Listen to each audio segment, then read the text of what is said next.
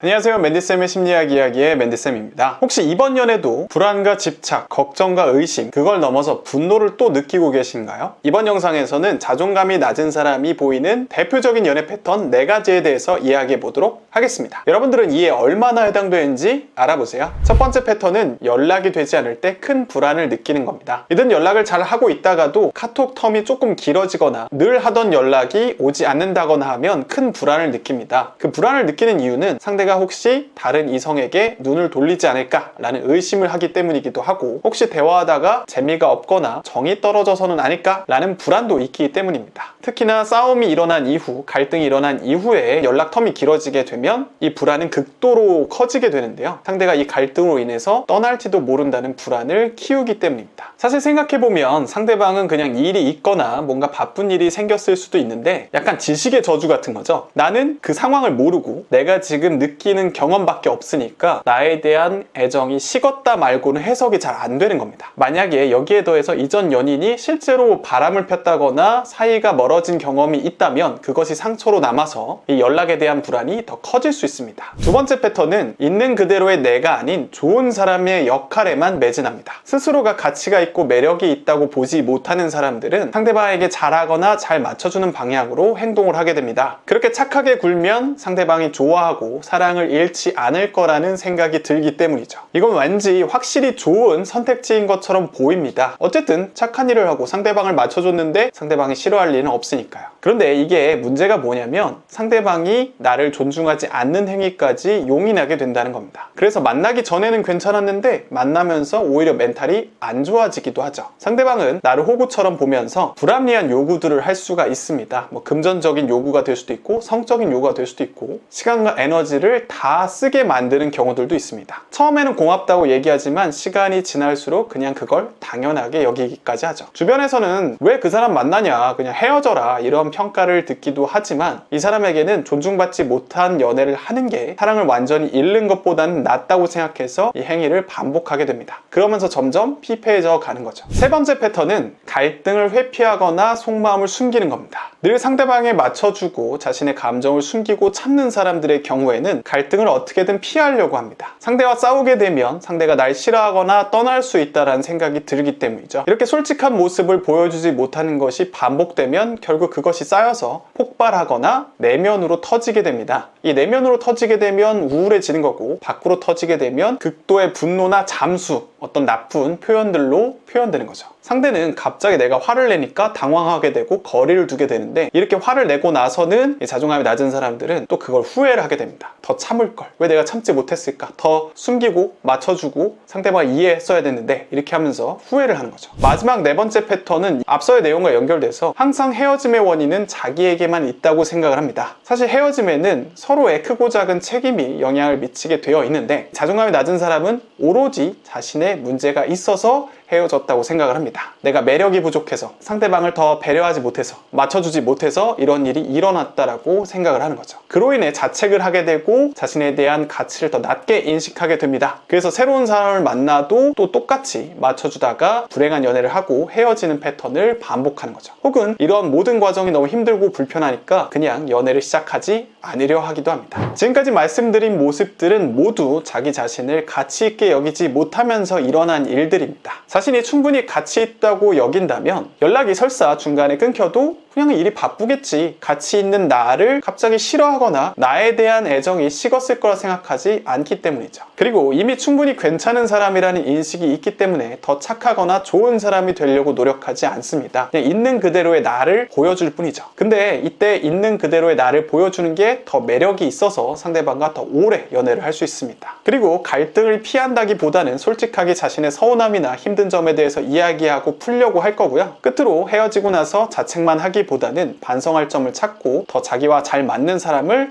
찾아 나설 겁니다. 그래서 제가 말씀드린 대표적인 패턴을 여러분들이 보이고 있다면 여러분들은 만나는 대상만 바꿀 것이 아니라 스스로의 자존감을 돌아봐야 할 때입니다. 스스로를 가치 있게 여기지 못하면 지금 제가 말씀드린 대표적인 패턴 외에도 수만 가지 나쁜 영향을 연애에 주기 때문이죠. 오늘 다룬 내용이 자기와는 좀 거리가 있다고 생각하시는 분도 있을 겁니다. 자기 혹은 자기가 겪었던 사람이 분명히 자존감이 낮은데 이렇게 맞춰주는 유형이 아니었을 수도 있거든요. 맞습니다. 자존감이 낮은 사람들은 연애에서 크게 두 가지 대표적인 모습을 보입니다. 하나는 오늘 말씀드린 것처럼 맞춰주는 형이 될 수도 있고, 다른 한쪽은 감정을 크게 드러내고 갈등이 자주 일어나고 상대방을 통제하려는 유형이 있거든요. 이번 영상에서는 상대방한테 맞춰주는 패턴을 좀 보여드렸고, 다음에는 누군가를 통제하려고 하는 사람들의 스타일을 패턴으로 정리해서 보여드리려고 합니다. 네, 오늘의 영상은 여기까지입니다. 오늘 영상이 마음에 드셨다면 좋아요와 구독 그리고 알람 설정까지 해주세요. 여러분들 혹은 주위 사람들이 자존감이 낮아서 보이는 공통적인 연애 패턴은 무엇인가요?